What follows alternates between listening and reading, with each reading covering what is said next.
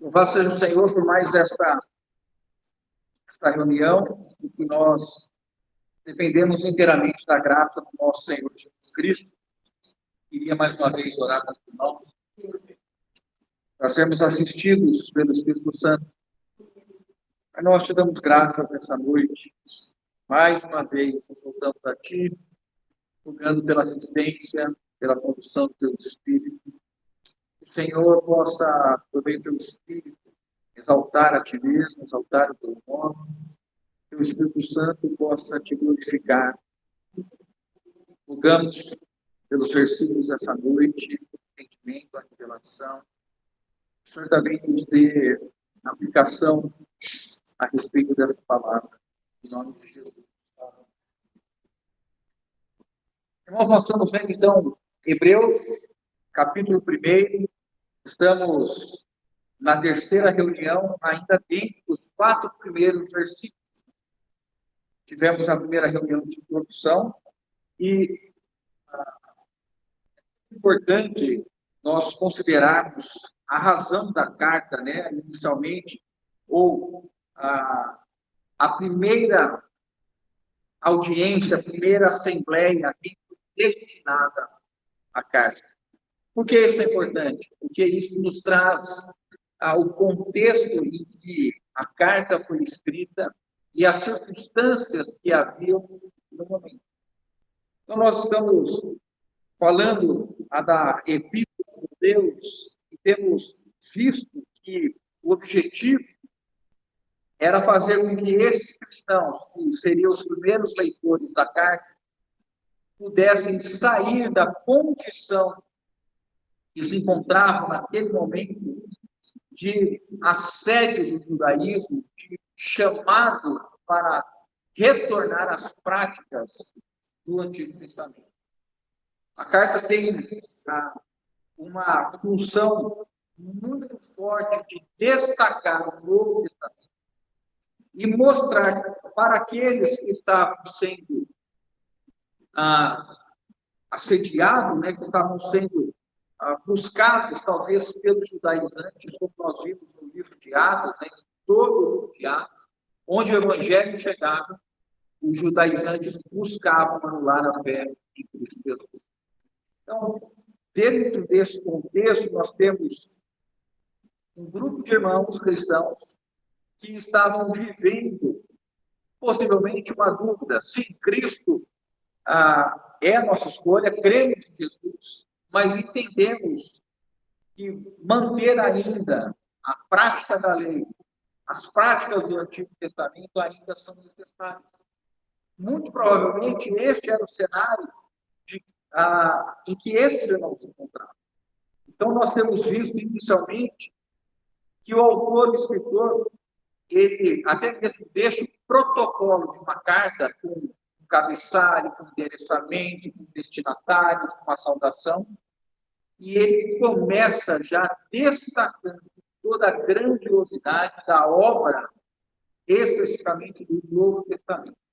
Os 4 primeiros versículos, eles são uma síntese, eles são basicamente um resumo da fé cristã e também de todo o conteúdo abordado pelo autor de Hebreus.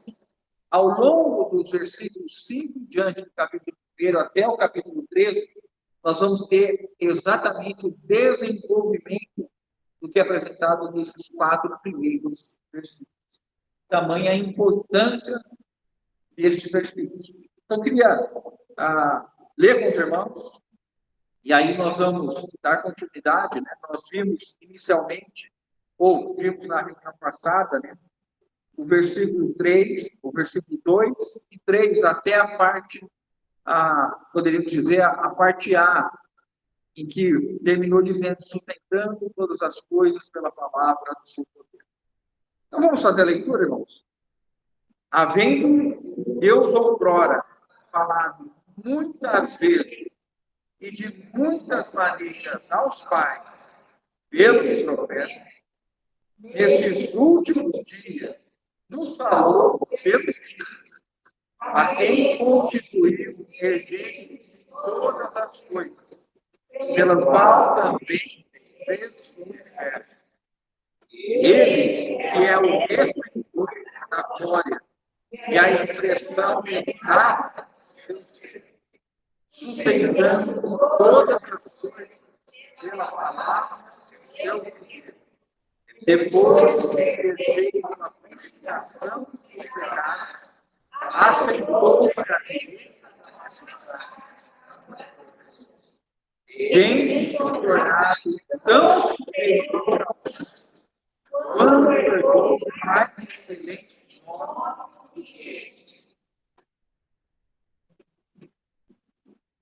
Depois de nós lermos esses versículos, o que nós falamos? Amém. Amém. Louvado seja o Senhor. Então, quando a menção a respeito do falar de Deus na antiga aliança, e fazendo a ligação do falar de Deus na nova aliança, através do Filho, isso estabelece uma base doutrinária para nós, uma base teológica muito forte. Não é raro nós encontrarmos irmãos que entendem ou não compreendem a importância e a relevância do Antigo Testamento, sendo ainda ali e meditado, estudado pela igreja contemporânea. Porque, aparentemente, se nós não compreendermos o propósito de Deus e a maneira que Deus se manifesta no seu propósito, seria simples entendermos que o Antigo Testamento teve o seu tempo e, após a vida de Cristo, nós não necessitaríamos mais do Antigo Testamento.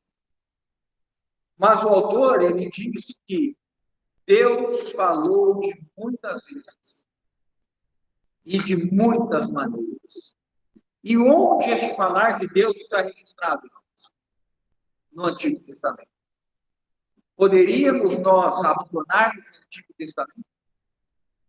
Quando Jesus, tentado por Satanás no deserto, o que ele disse? Nem só de pão viverá o homem, mas de toda palavra que procede da boca de Deus. Até aquele momento, não havia nenhuma das cartas, o Evangelho não havia sido escrito. Então, Jesus está fazendo uma referência explícita ao que nós temos do Antigo Testamento. Quando nós, então, compreendemos que o autor está dizendo Deus tem uma revelação que foi trazida no Antigo Testamento. E essa revelação, nós já vimos em reuniões anteriores, começa a mostrar a respeito de qual é o conteúdo do Antigo Testamento. Anunciar Cristo. A semente da mulher esmagará a cabeça da serpente. Depois nós temos a promessa feita a Abraão, o teu descendente. O descendente de Abraão seria abençoador de todas as famílias da terra. Em ti, no descendente, seriam abençoadas todas as famílias da terra. Aí nós temos essa promessa com Isaac, com Jacó.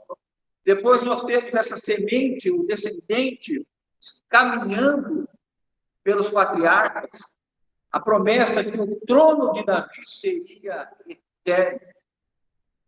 E aí, por fim, irmãos, nós temos no tempo a encarnação do Verbo.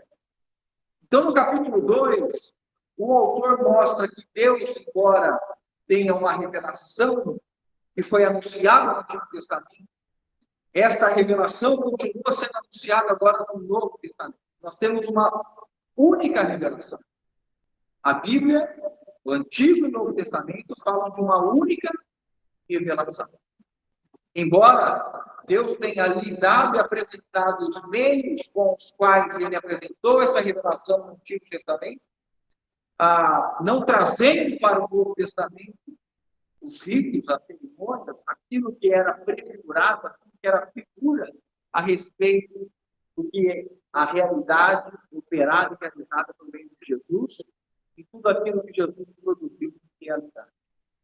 Mas nós temos que compreender, então, que esses versículos iniciais mostram que Deus que falou no Antigo Testamento continuou falando no Novo Testamento. Por meio de quem? Dos profetas agora? Por meio de quem? Do Filho. Nesses últimos dias nos falou pelo Filho, a quem constituiu o herdeiro de todas as coisas, pelo qual também fez o universo. Então nós temos uma compreensão agora exata. Nós vamos compreendendo que a revelação do Antigo Testamento agora recebe luz e a realidade está no Novo Testamento.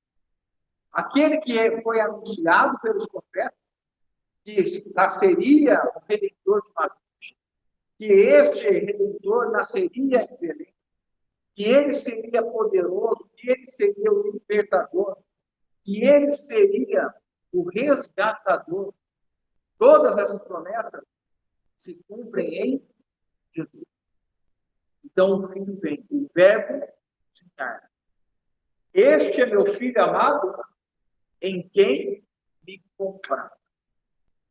Irmãos, então nós compreendemos, embora a palavra de Deus, a Bíblia, Antigo e Novo Testamento, seja absolutamente necessária e única, as práticas e a maneira que Deus realizou no Antigo Testamento ficaram no Antigo Testamento. E a igreja, depois do derramar do Espírito Santo do Pentecostes, agora só tem um a quem ouvir. Este é o meu Filho amado, em quem me compraz. A ele ouvi. E o Espírito que foi derramado, em João, capítulo 15 ou 16, Jesus disse que o Espírito o glorificaria e testemunharia a respeito. A igreja, então, é gerada no Pentecostes, o Espírito Santo é derramado sobre toda a carne, e aí nós vimos como que o Evangelho se difundiu por meio daqueles membros do corpo. O Cristo ressurreto agora tem um corpo místico, um corpo que ocupa toda a terra. Ele não está mais limitado no corpo de Jesus, enquanto homem. Não está mais restrito às leis da física, não está mais restrito à impossibilidade de estar em Nazaré e em Belém ao mesmo tempo. Mas depois que o Espírito é derramado, nós temos agora a realidade daquilo que foi anunciado.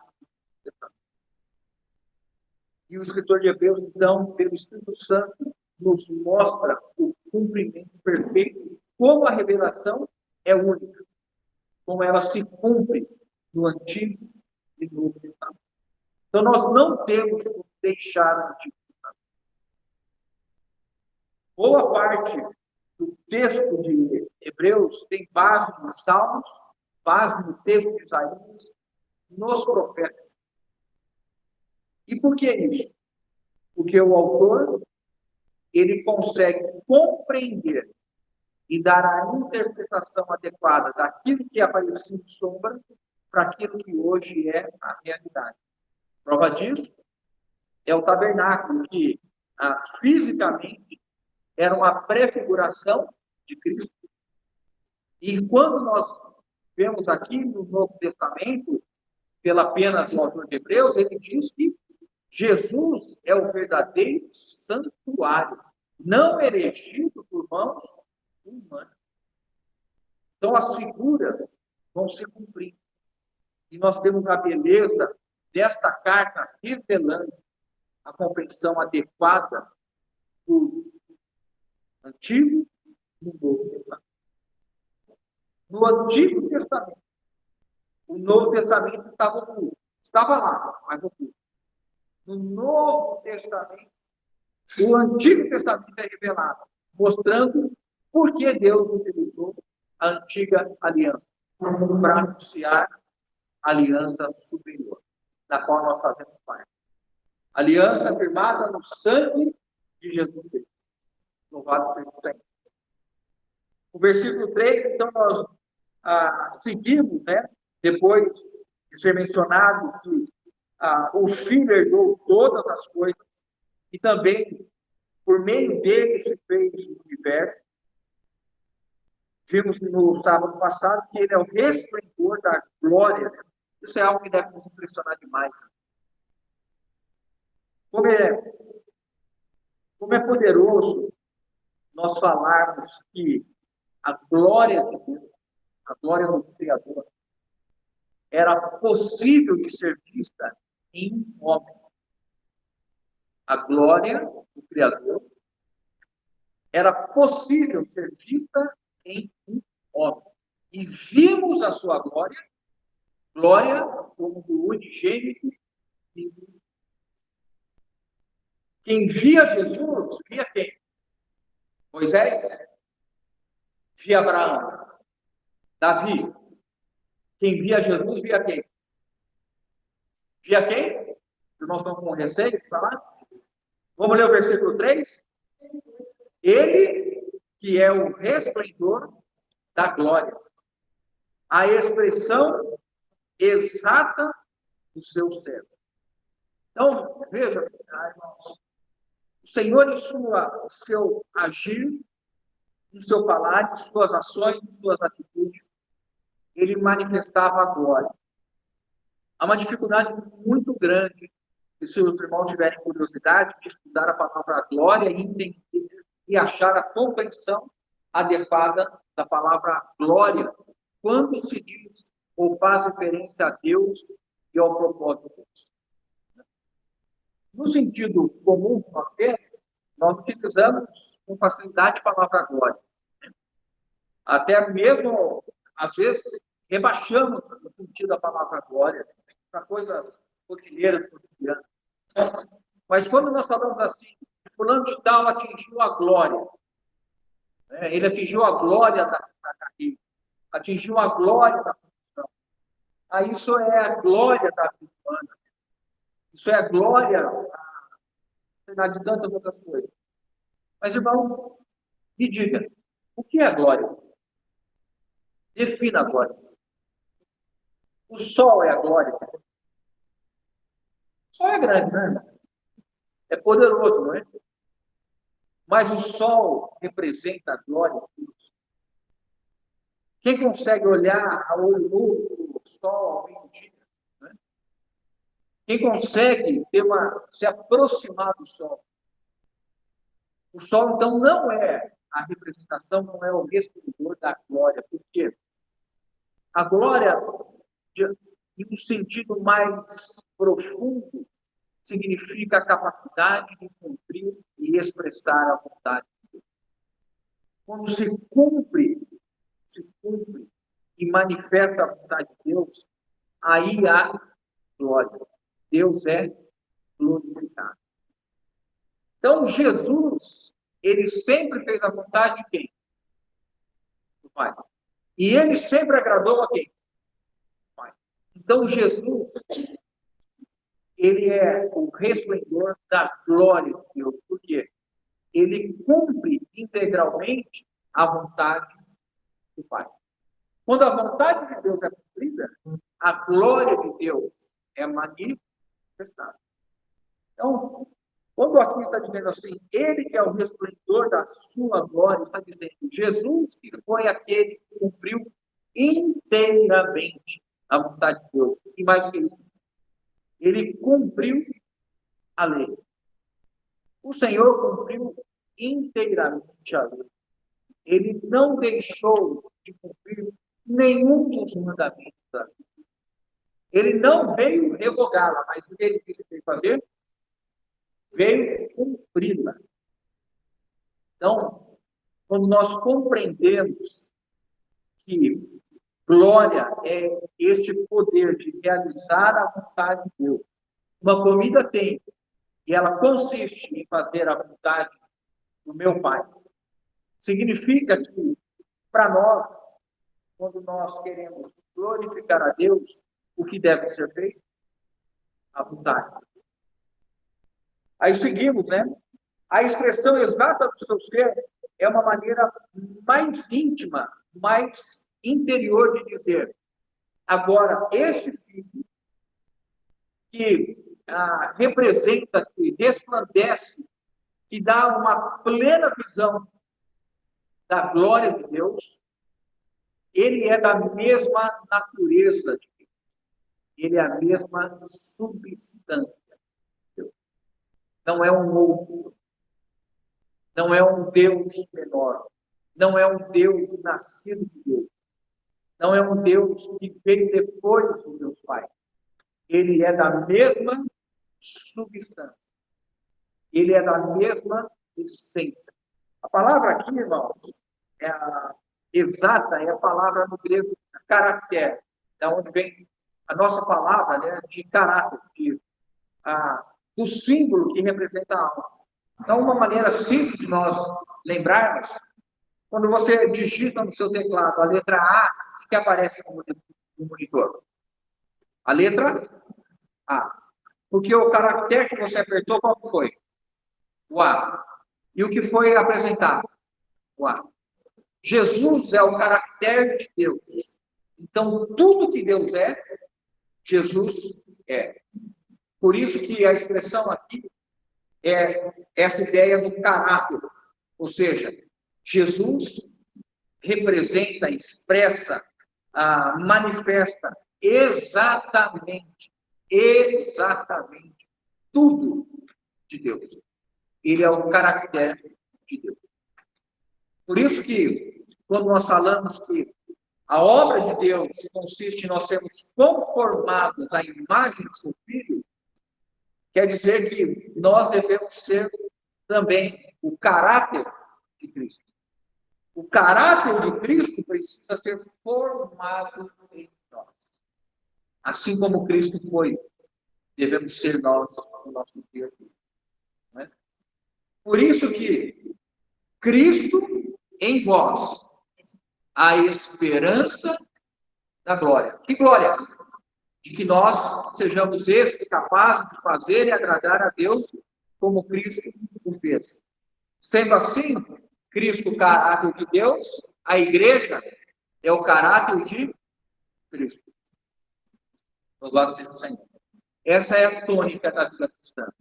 É dessa maneira, irmãos, que Deus olha lá para frente e nos projeta, nos tirando da condição de pecadores e nos colocando conformados à imagem de Cristo.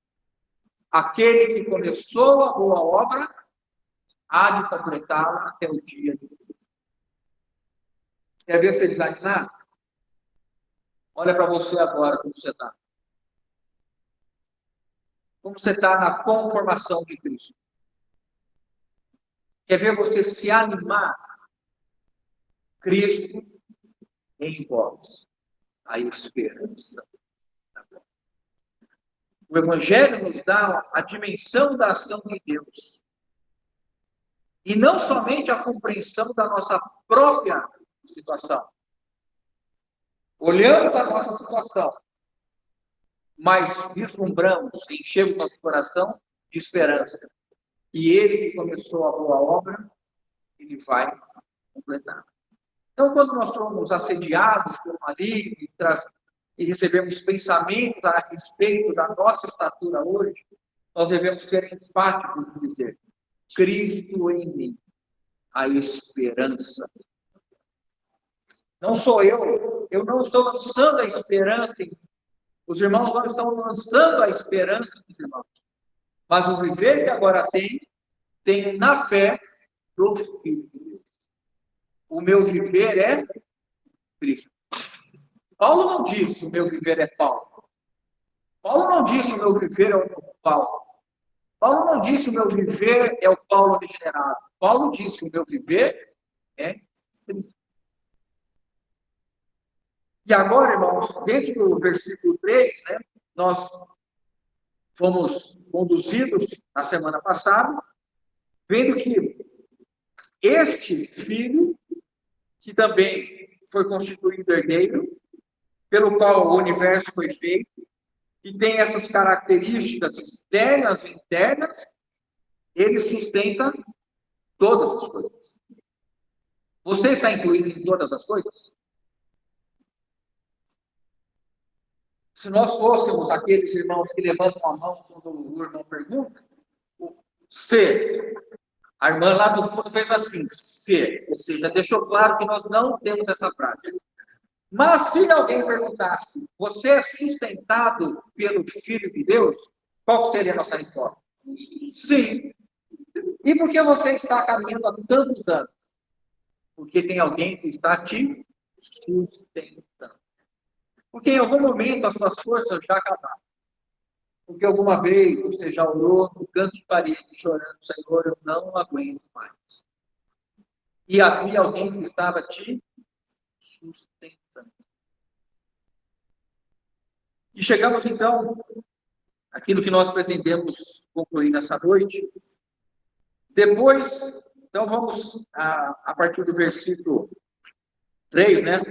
Ele que é o resplendor da glória, a expressão exata do seu ser, sustentando todas as coisas pela palavra do seu poder, depois de ter feito a purificação dos pecados. Mas não parece que o escritor aqui estava dirigindo num lado, de repente ele virou sem dar seta e tomou um caminho completamente diferente. Parecendo um rapaz que pegou o carro milionário, né, e não conseguiu fazer a curva e não deu certo para ninguém, né? Cuidado, acho que depois nós precisamos orar por esse rapaz aí, pelo dono, por todo mundo que está envolvido aí, porque estão com um abacaxi gigante. Mas aqui, irmãos, vejam, o que ele fala? Ele está colocando o filho no mais alto e sublime posto e condição. Ele está dizendo que o universo foi criado por Jesus. Jesus é o sustentador de todas as coisas. Ele é o herdeiro de todas as coisas. Ele é o dono de todas as coisas. Jesus não é só dono do Sol, de Marte, Plutão, de Netuno, de Netuno não, né? Sei lá, de todo. Jesus é dono da terra. Quem tem um pedacinho de terra aqui? Nós não podemos perguntar, levanta a mão. Mas o teu pedacinho de terra não é teu, eu queria te dizer nessa noite. Tem um dono. Ele herdou o teu pedaço de terra. Então, irmão, não se empenhe tanto para ter um pedaço de terra, porque no final das contas não é teu. Já tem um dono anterior. E os homens se matam por um pedaço de terra porque ignoram que Jesus é o dono do planeta Terra, do continente sul-americano, do país Brasil, do estado de São Paulo, de Campinas, do seu bairro, e do seu terreno, do meu terreno. Ele é dono de todas as coisas. Mas aí ele diz assim, que ele fez a purificação dos pecados. Por quê, irmãos?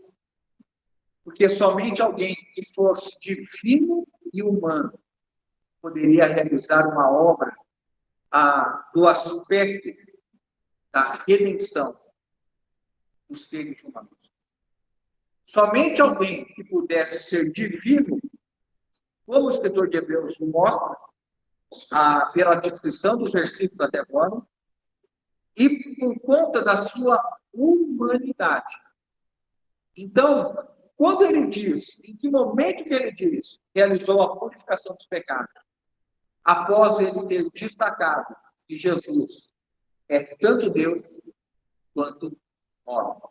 Embora esses versículos que nós falamos sejam um resumo, até mesmo esses versículos eram utilizados como uma confissão de fé, para exaltar quem é o Filho de Deus e as suas características.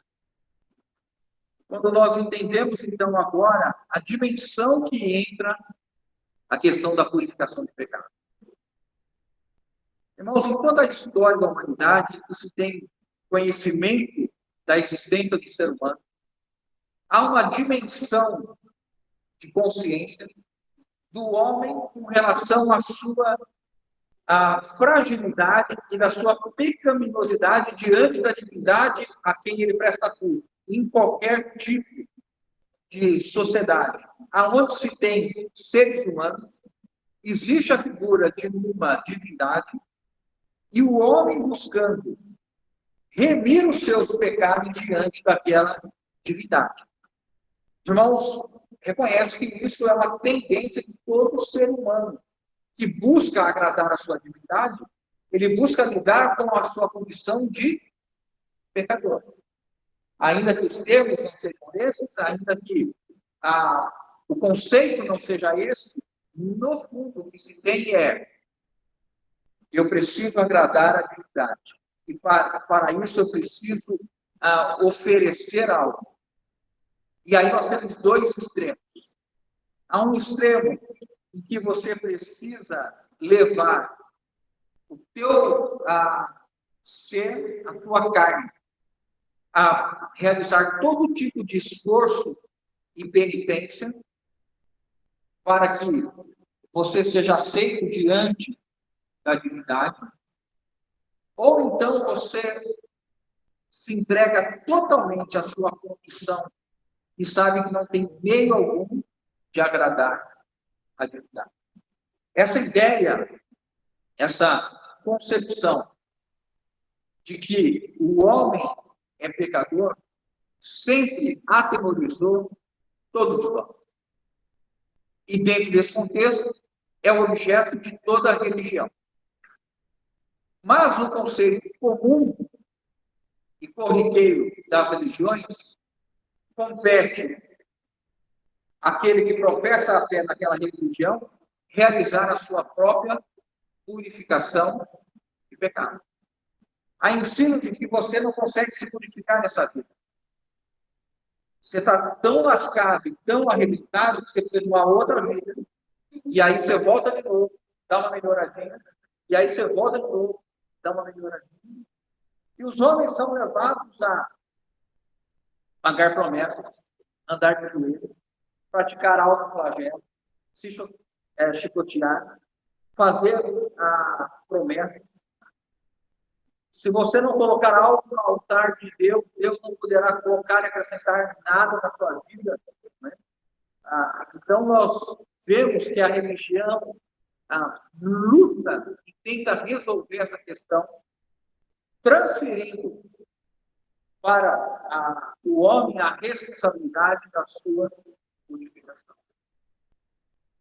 E quando nós olhamos isso dentro do Evangelho, nós temos essa frase que nós estamos lendo, que era os pecados, como um grande letreiro, piscando, cheio de luz em torno. Cristo é a expiação dos nossos pecados. Ele é o Cordeiro de Deus que tira o pecado do mundo. O que você precisa fazer para obter o perdão dos seus pecados? Qual é o sacrifício que você precisa fazer? Como você vai agradar o seu Deus se você não se sacrificar? Como que você pode obter o perdão dos pecados? Por isso que a distinção, irmão, dentro do texto do estudo das religiões, e aqui peço permissão para os irmãos para colocar o cristianismo dentro dessa ótica, a ótica humana, dentro desse estudo de antropologia, sociologia, o cristianismo se difere por quê? Porque o sacrifício daqueles que vivem dentro do cristianismo não é praticado pelos pecadores ou pelos devedores, mas há alguém que por eles morreu para receber sobre si os seus pecados. Agora, quando nós olhamos verdadeiramente o que diz a palavra de Deus, nós entendemos que nós temos alguém que nos substituiu na cruz e, de fato, recebeu os nossos pecados. E qual é o esforço que nós temos que fazer para ter os nossos pecados perdoados? Que esforço você fez? Você foi para Jerusalém? Quem foi para Jerusalém para ter o perdão dos pecados? Você comprou alguma coisa ungida? Água do Jordão. Óleo consagrado. Depois a vigília. Os 318 valentes. Você foi ao monte para fazer isso. Como você conseguiu a remissão dos seus pecados? Como não? Pela fé em Cristo Jesus. O que o escritor traz aqui? como ele está falando para aqueles que, pelo menos, têm o conhecimento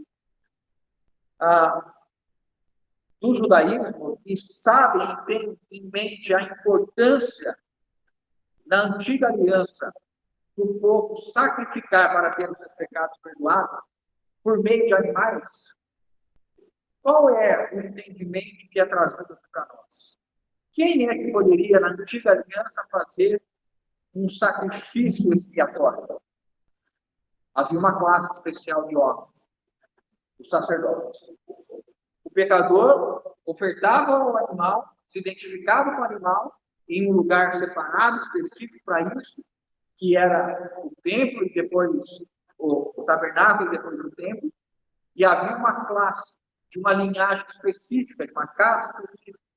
O primeiro sumo sacerdote Arão, somente os seus filhos poderiam ser sumo sacerdote. Então, havia uma linhagem sacerdotal, e se você não estivesse com um animal sem defeito nenhum, para assumir a sua condição de pecador, e você não pudesse imolar, você estaria com o pecado.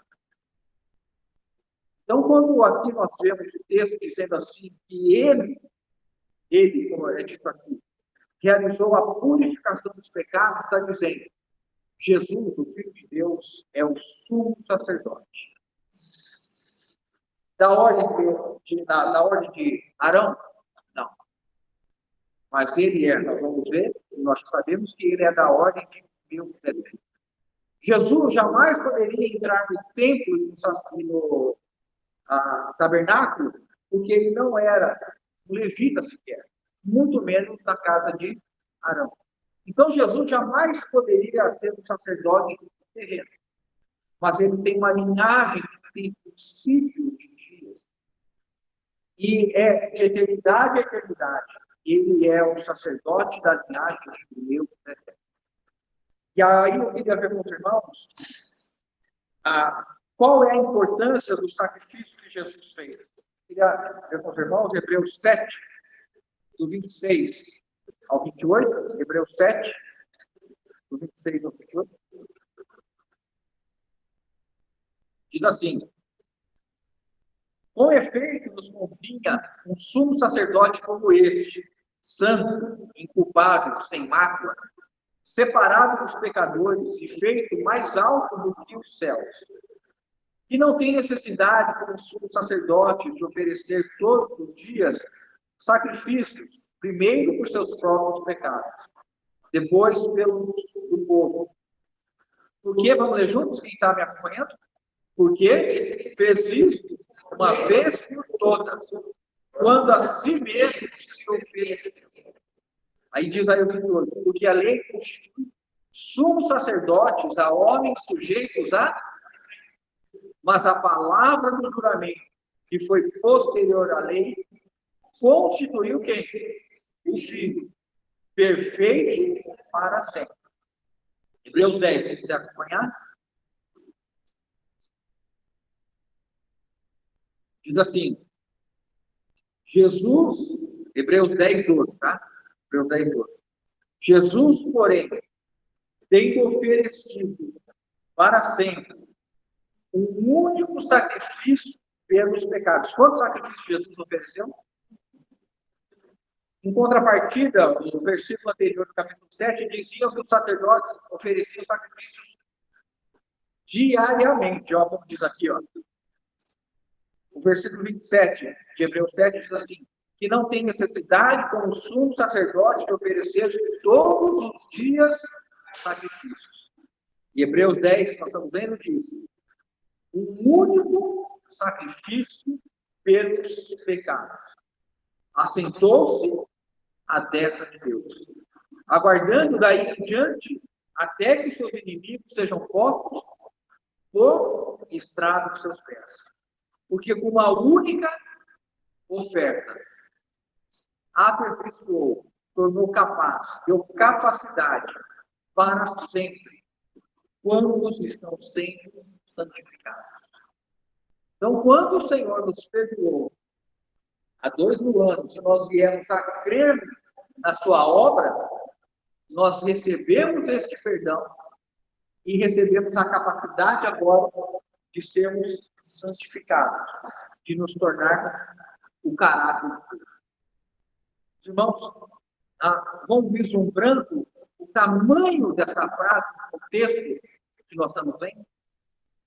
Dentro desses 4 versículos do capítulo 1, quando ele vira-se da seta e diz, prestem atenção, ele fez a purificação dos pecados. Agora vamos continuar, irmãos. Eu queria ver qual é o resultado dessa ação de purificação dos pecados na nossa vida. Na antiga aliança, o que acontecia quando o animal que era a oferta do pecador era imolado?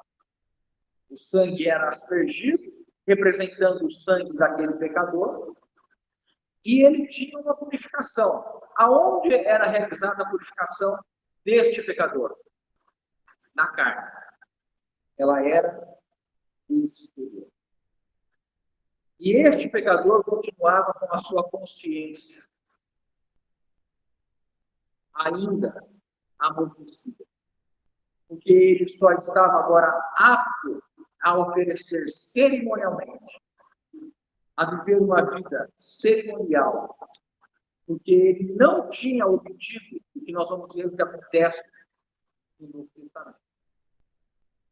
Então, quando, uma vez por ano, no dia da expiação, que provavelmente era o que estava sendo o pensamento do escritor de Hebreus, quando ele está falando que ele realizou a purificação dos pecados, possivelmente era aquele sábado, aquele único sábado do ano que o sumo sacerdote se purificava o templo por meio daquela oferta e purificava o povo todo pelos pecados com uma única oferta, um único sábado. Como que chama aquele dia mesmo, irmão Marcelo? O que é? Isso aí, depois, quem quiser ouvir detalhadamente, pergunta para o Marcelo. Vou falar alto, irmão. Duas palavras. É o dia da expiação. O único dia no ano em que tudo era purificado. Mas a carne do pecador, ela era o melhor. O pecador era purificado em sua carne. Agora acompanhe comigo, irmãos. Hebreus 9, 11 e 14. Hebreus 9, de 11 a 14. Diz assim: quando, porém, veio Cristo como sumo sacerdote dos bens já realizados, mediante o maior e mais perfeito tabernáculo, não feito por mãos, quer dizer, não desta criação, não por meio de sangue de bodes e de bezerros, mas pelo seu próprio sangue, entrou no Santo dos Santos, uma vez por todas, tendo obtido eterna redenção. Portanto, se o sangue de bodes e de touros e a cinza de uma novilha aspergidos sobre os contaminados, podemos ver juntos agora? Os santificavam quando? A purificação da alma, do espírito. A purificação, agora vamos ler juntos o 14? Muito mais o sangue de Cristo, que pelo Espírito eterno, a si mesmo se ofereceu sem mácula a Deus, purificará a nossa consciência de obras mortas, para servirmos ao Deus vivo. Qual é a implicação da purificação dos pecados na nossa vida, na minha e na vida dos irmãos, na vida dos cristãos no Novo Testamento? É que agora a nossa consciência foi purificada. Não somente o nosso corpo, não somente a nossa alma, não somente o nosso espírito, mas a nossa consciência agora já não nos acusa. Porque nós somos perdoados. Já nenhuma condenação há para os cristãos em Cristo Jesus. E o sangue de Jesus nos purifica de todo pecado. Por que, irmãos? Porque hoje, se nós pecarmos, nós confessamos. E quando nós confessamos, o sangue tem poder para nos limpar inteiramente de qualquer condenação. Este sangue, do sacrifício único, eterno, é aplicado no momento que nós confessamos as nossas falhas e transgressões. E nós não vivemos mais debaixo de culpa e acusação. Esses dois temas são instrumentos comumente utilizados por aqueles que querem se aproveitar da fé dos mais ingênuos, trazendo-os debaixo de medo de culpa e de condenação. Por isso que o tempo todo são levados a fazer campanhas, promessas, para desafiarem a Deus, para que assim eles possam, então, realizando o sacrifício deles, obter a purificação da sua consciência. A religião do homem, o mecanismo criado pelo homem, nesse contexto religioso, inúmeras vezes traz os homens e muitos irmãos debaixo de medo, de ameaça, de culpa. Está acontecendo isso na sua casa? Pode ver que você é culpado. Em algum momento você deu brecha. Você está passando por isso? Pode ver que você pecou. E se você não sacrificar agora, você vai ter que sacrificar pelo Isaac. Senão você não vai conseguir sair dessa situação. Quando nós somos instruídos na palavra de Deus, nós entendemos que houve a redenção eterna, pelo Espírito eterno, cometido aqui. Tendo obtido eterna redenção. Muito mais agora o sangue de Cristo, que pelo Espírito eterno se ofereceu sem mácula a Deus, purificará a nossa consciência de obras mortas. Agora o maligno não pode mais nos acusar de obras mortas. Vez ou outra, você sofre um ataque de algo que você fez no passado, de alguma ofensa do passado, que você já confessou diante do Senhor, que você já foi lavado pelo sangue de Jesus. E quando vier um dardo desse para lembrar de uma obra morta, o que nós temos? Esta frase: purificará a nossa consciência de obras mortas para que sirvamos ao Deus. Eu rejeito esse pensamento, porque eu já estou debaixo da eterna purificação realizada por Jesus. Eu não tenho mais culpa, eu não tenho mais condenação, porque senão nós anulamos a obra vicária, sacrificial de Jesus Cristo na cruz. E aquilo que nós vamos ver no capítulo 6 seria como se nós estivéssemos novamente crucificando a Jesus. Não, o sacrifício de Jesus é único, eterno, suficiente. Vamos seguir mais um pouco? Aí o versículo 3, depois de falar que ele realizou a purificação dos pecados, assentou-se à direita da majestade nas alturas. A primeira coisa que chama a nossa atenção é que a condição depois da purificação do pecado é que ele assentou. O que isso significa, irmão? O Espírito Santo utiliza essa palavra sentar, estar assentado, para indicar, quando diz respeito à ação de Jesus, à obra de Jesus, é uma condição de conclusão. Algo está concluído, algo está terminado. Não há nada mais a ser feito. Você almoça em pé ou sentado? Quando você almoça em pé, você está almoçando? O que sua mãe dizia para você quando te via almoçando em pé? Ô, mulher, tá engolindo a comida? Ô, menino, vai engasgar, né? Quando você senta, a ideia de sentar é que você não está realizando nada. Quando você acabou de comer, você vai procurar o quê? Uma coluna boa da sua casa para você ficar ereto, esticado depois do almoço? É isso? Ó, aqui nós temos belas colunas, né? Já pensou? Comemos sábado, dia da feijoada, almoçamos a feijoada. Acabei de almoçar, eu e o Marcelo pega aquela coluna, eu pego aquela outra, aquela é maior, eu vou com aquela maior. Essa fininha, o irmão Marcelo tem condição de ocupar, eu tenho que ocupar aquela ali. E depois vamos ficar 15 minutos encostados na coluna, é isso? Você acabou de almoçar, você vai procurar a poltrona gostosa na sua casa, não é? Hoje estava almoçando na casa da minha sogra, e ele me falou assim, o Alex gosta de poltrona, né? Mas depois do almoço, você vai fazer o quê? Vai ficar sentado. Durante a semana, assim, durante a semana nós não temos tempo, normalmente, de fazer isso, né? Quem trabalha, vai engolindo a comida.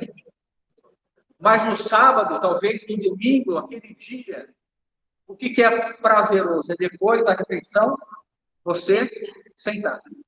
Não é isso? Nós estamos vendo que Jesus está, depois da purificação dos pecados, sentado, significando que a obra de redenção, a obra de remissão dos pecados, ela está concluída. E ele agora descansa do trabalho realizado na cruz. Não há mais labor de Jesus no que diz respeito à redenção. Mas alguém no Novo Testamento o viu em pé. Alguém se lembra? Estevão viu Jesus, depois de ressuscitado, depois de ascendido e entronizado, Jesus estava em pé. Ele está sentado ou ele está em pé? Jesus estava fazendo uma atividade física, estava se esticando ali, alongando em pé.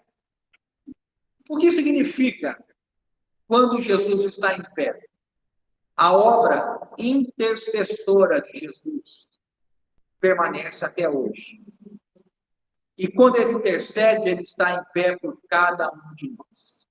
Hebreus 7:25 diz que ele é poderoso para salvar inteiramente aqueles que se achegam a ele, porque vive a interceder por eles. Então, no que diz respeito à intercessão, Jesus está em pé. Hoje de manhã ele intercedeu por você? Em pé ou sentado? Em pé. E quando ele olha para o sacrifício que ele fez por você na cruz, pela redenção, ele está sentado ou está em pé? Sentado. Sentado no que diz respeito à redenção, à remissão. Em pé no que diz respeito à intercessão, à sua ministração, à sua ação com este sumo sacerdote que continua nos guiando, que continua nos conduzindo. Está claro isso, meus irmãos? Hebreus 7:25, por isso também pode salvar totalmente o que por eles se chegam a Deus, vivendo sempre a interceder por eles. Então Jesus está agora, assentou-se à direita da majestade. A melhor tradução é assentou-se à mão direita da majestade. Aqui, na cultura do Oriente, essa era a indicação. Estar assentado à direita do rei significa que você gozava de prestígio, de honra, e normalmente o sucessor do rei estava sentado à sua direita.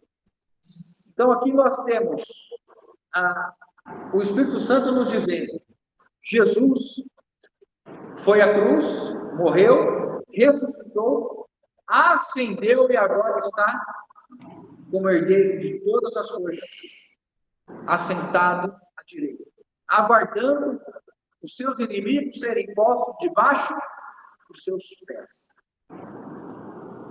Quando nós, então, compreendemos que, no que diz respeito à atividade do nosso Senhor, Ele está agora absoluto, reinando, entronizado. O autor, então, coloca Jesus no mais alto lugar, como Deus, homem, que realizou a redenção, mas que agora, como sustentador de todas as coisas, está ainda em atividade, sustentando todo o universo, cada um de nós. E é interessante, porque quando ele chega agora no versículo 4, ele fala assim: tendo se tornado tão superior aos anjos, quando herdou um mais excelente nome do que eles. Os irmãos sempre indagam, se os irmãos forem pesquisar e ver os irmãos que escrevem e se dedicam, eles questionam por que o Espírito Santo levou o texto a essa condição. Será que os primeiros leitores, a Assembleia original que recebeu essa carta, tinha uma relação de culto a anjos? Possível? É bem provável. Colossenses nos diz isso, que eles cultuavam anjos, Colossenses 2,19. Eu até anotei aqui, fala assim, 2,18. Ninguém se faça árbitro contra vós outros, pretextando humildade e culto dos anjos, baseando-se em visões. Colossos tinha uma constituição basicamente de gentios convertidos, com presença dos judeus e com presença do judaísmo. A figura de anjos, especialmente na cultura do primeiro século e nos povos, era muito comum e constante. A quem se era atribuído poder, a quem se era atribuído força. Na mitologia, então, os seres celestiais eram vistos muitas vezes com muita força, com muito poder e temor desses seres.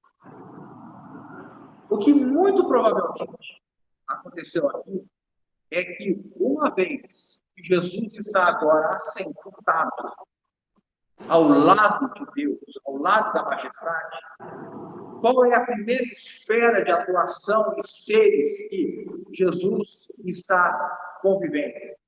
Os anjos. Então, é como se do alto, de cima para baixo, o autor começasse comparando Jesus.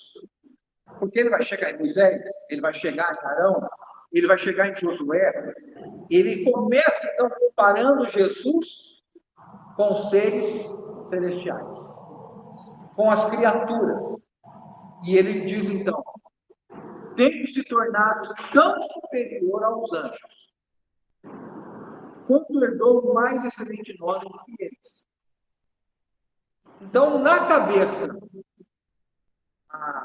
da cultura da época, e mesmo Deus, e aí anjos, nós sabemos da existência, Deus usa anjos, Jesus fala de anjos, no Novo Testamento, a menção, Hebreus aqui, 1,14 diz assim, olha, a respeito dos anjos, né?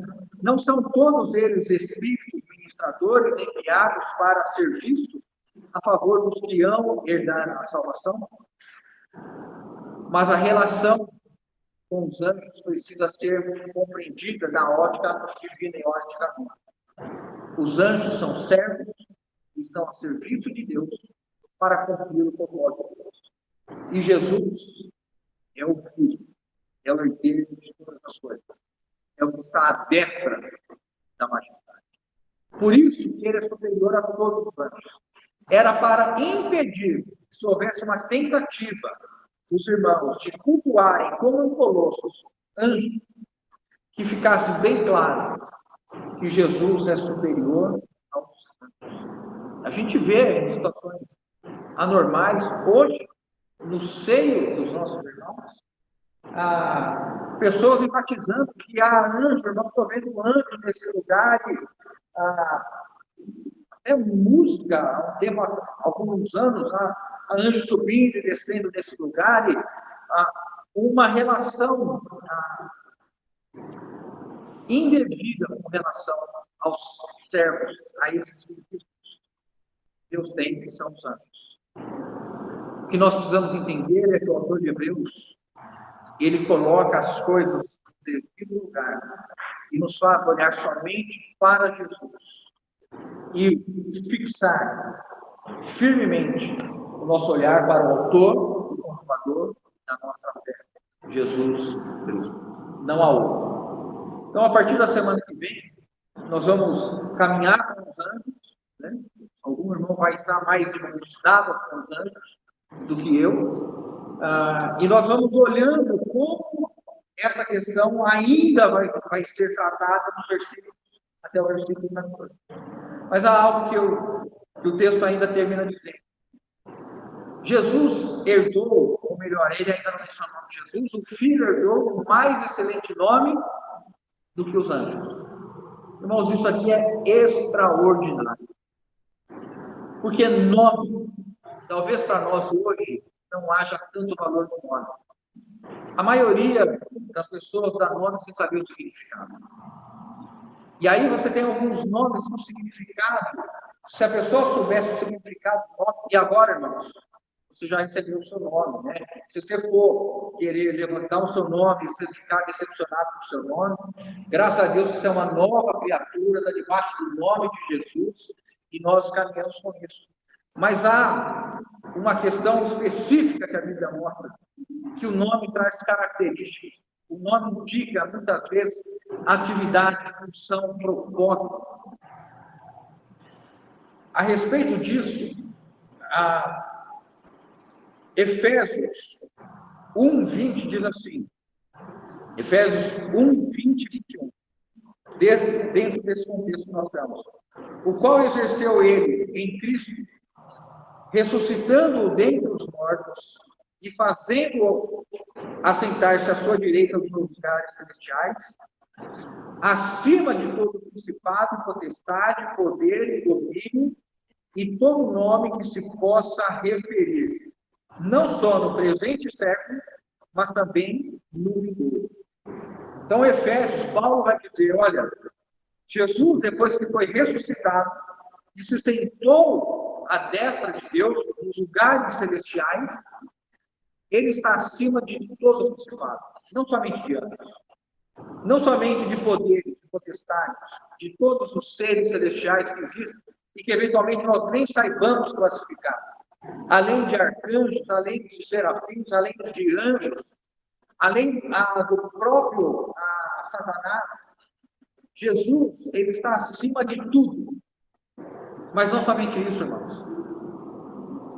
Ele recebeu um nome que está acima de todo nome. E de todo nome que se possa referir. Não somente no presente século, mas também no futuro. Hebreus 2, 9 e 11 diz assim. Eu falei Hebreus, né? Não é Hebreus, é Filipenses, desculpa, tá? Filipenses. Versículo muito conhecido nosso, mais específico sobre nós. Pelo que também Deus o exaltou. Eu estou lendo Hebreus, estou lendo Filipenses 2, de 9 a 11. Pelo que Deus exaltou sobre maneira e lhe deu um nome que está acima de todo nome, para que ao nome de Jesus se dobre todo o joelho, aonde?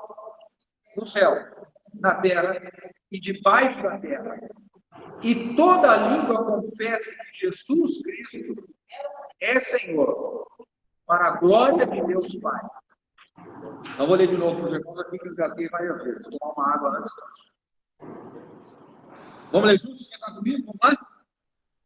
Pelo que também Deus o exaltou sobremaneira e lhe deu um nome que está acima de todo nome, para que o nome de Jesus se dobre todo o joelho, no céu, na terra e debaixo da terra, e toda a língua confesse que Jesus Cristo é Senhor, para a glória de Deus Pai.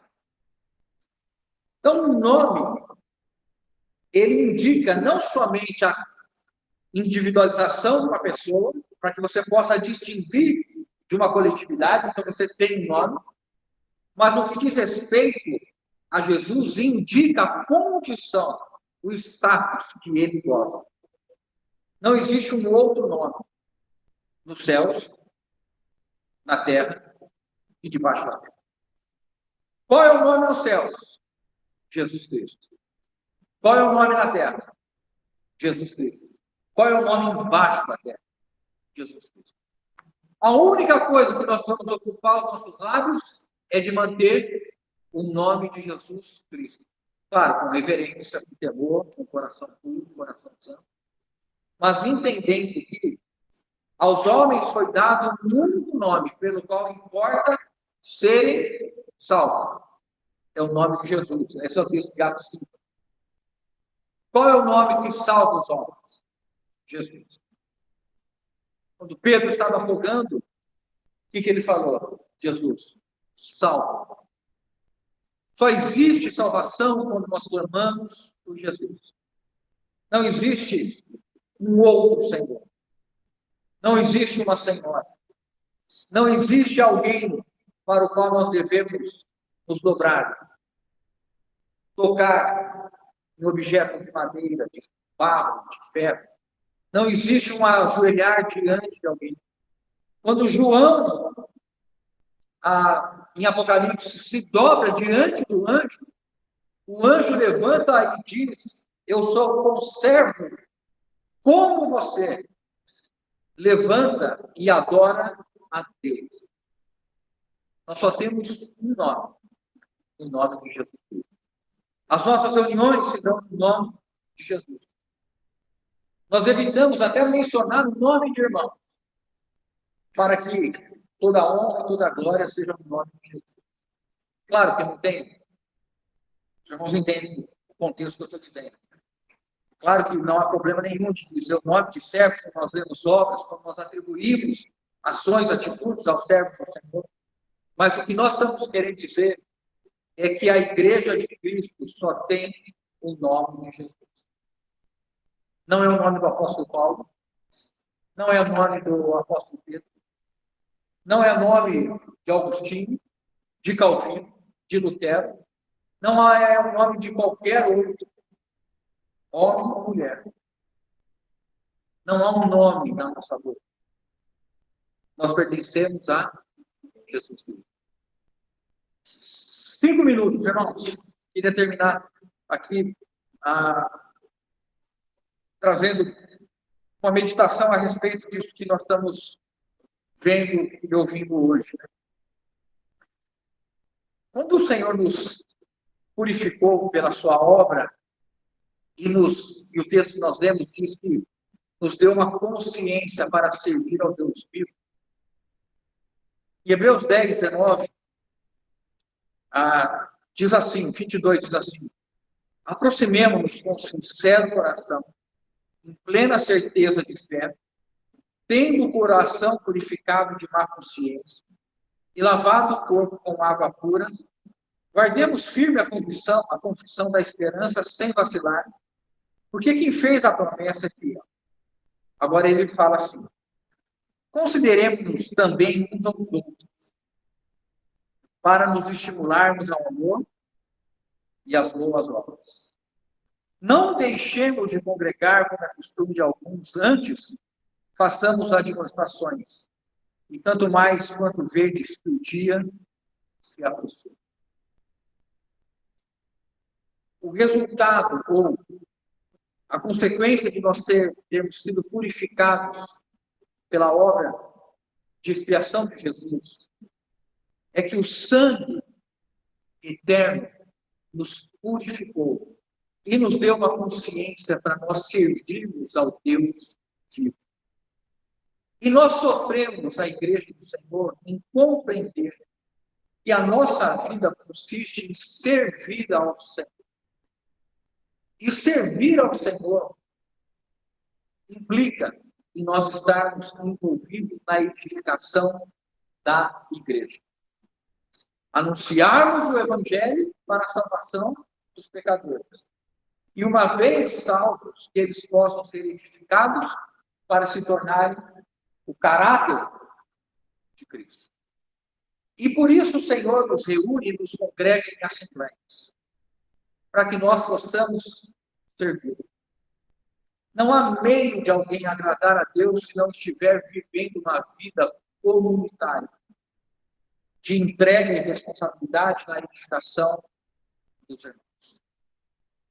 Nós lutamos contra um apelo da nossa carne para tornar a Jesus alguém que veio melhorar a nossa vida e nos dar prazer em uma boa vida enquanto nós vivemos. Afinal de contas, nós somos boas pessoas e fazemos o bem. Mas nós não temos compreendido que nós somos salvos da destruição eterna, para que nós possamos agradar e fazer a vontade de Jesus. A vontade de Jesus. Onde, irmãos? Na igreja.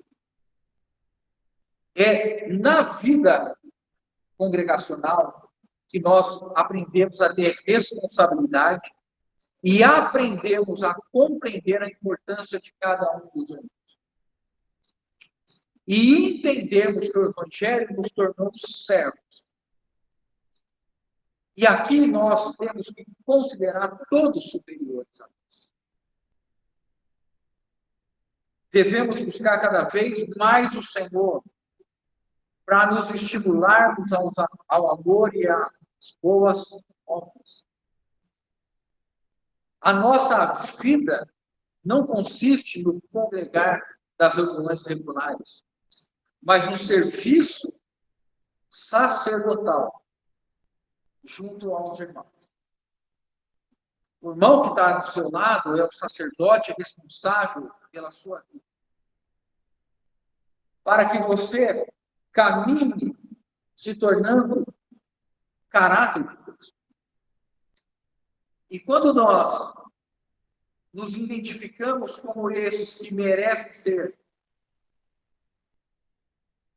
o centro e que tudo deve girar em torno de nós, nós estamos tirando Jesus do trono, porque tudo é para Ele e por isso. E nós somos dele. Por isso que a igreja hoje, de certa maneira, padece. Porque nós estamos criando cada vez mais uma sensibilidade e manifestando cada vez mais incapacidade de convívio com características, comportamentos, temperamentos diferentes dos nossos irmãos. Queira Deus que a Assembleia tenha irmãos que nos provoquem e nos desafiem a viver aos pés do Senhor. Para que a prática do amor não seja uma prática seletiva de conviver com os irmãos que nos agradam e que nós temos afinidade. Mas que o amor que nós vivemos seja sacrificial e de doação para tomarmos o irmão que nos fere e levarmos este irmão até Cristo. Bendizendo, abençoando, carregando o irmão. Que a nossa boca profira somente bênção a respeito da vida do irmão.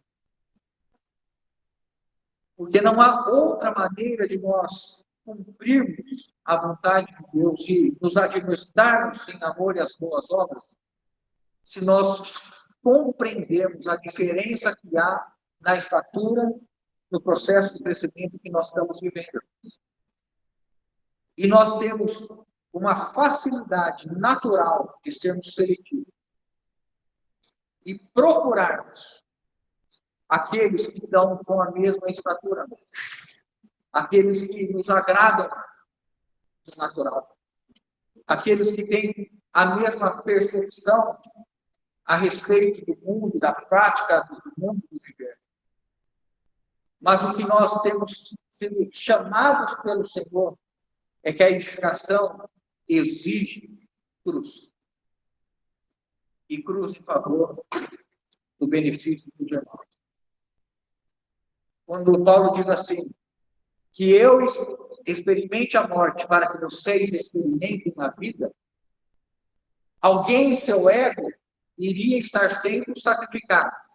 E Paulo optou em crucificar o ego de quem? Dos irmãos?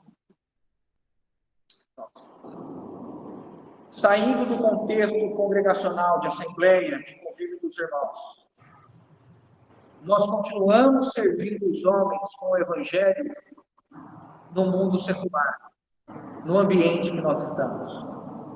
As pessoas estão ali porque existe um Filho de Deus enviado por Deus e selecionado por Deus, para que nas trevas que elas ficam, eles recebam luz e possam se arrepender dos seus pecados e conhecer o Evangelho. Se nós não estivermos dispostos a sermos humilhados no mundo, pelas pessoas, para responder para o Evangelho com Cristo, com amor e com paixão, nós estaremos fechando a porta da salvação, porque nós não estamos dispostos a morrer por aqueles que Jesus morreu.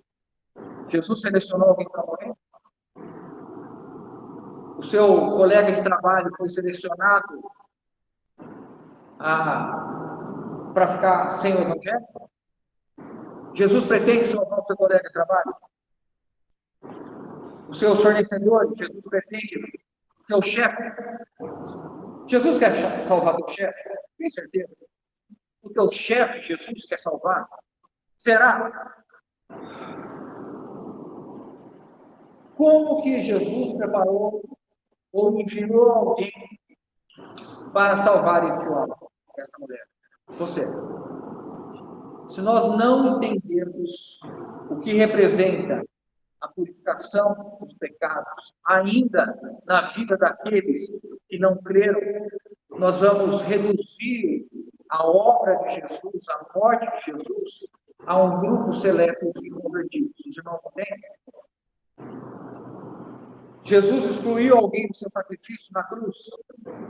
Não. Jesus morreu somente pelos escolhidos, como é um dos ensinos que se tem distorcido dentro da igreja.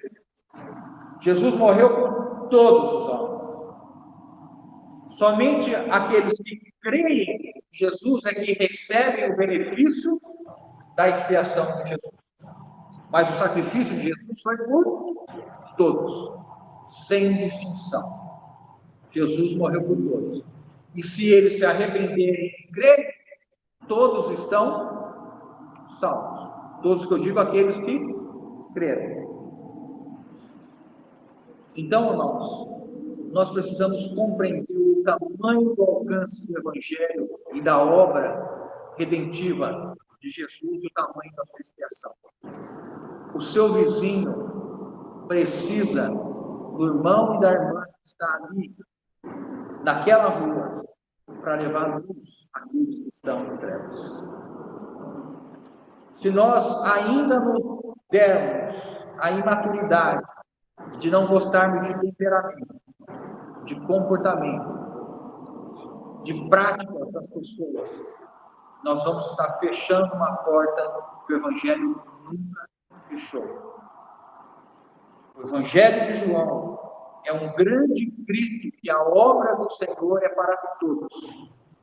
Ali o tempo todo, no Evangelho de João, o evangelista está dizendo, usando a palavra muito. E Deus amou o mundo de tal maneira que deu seu Filho unigênito para que todo aquele que nele crê não pereça, mas tenha a vida eterna. Então que nessa noite todos nós possamos ser renovados e vivificados com relação às duas esferas de alcance da obra de purificação dos pecados. Entre nós, que temos agora consciência purificada e podemos servir ao Deus vivo, e podemos agora ter uma consciência pura e devemos nos estimular os irmãos em amor.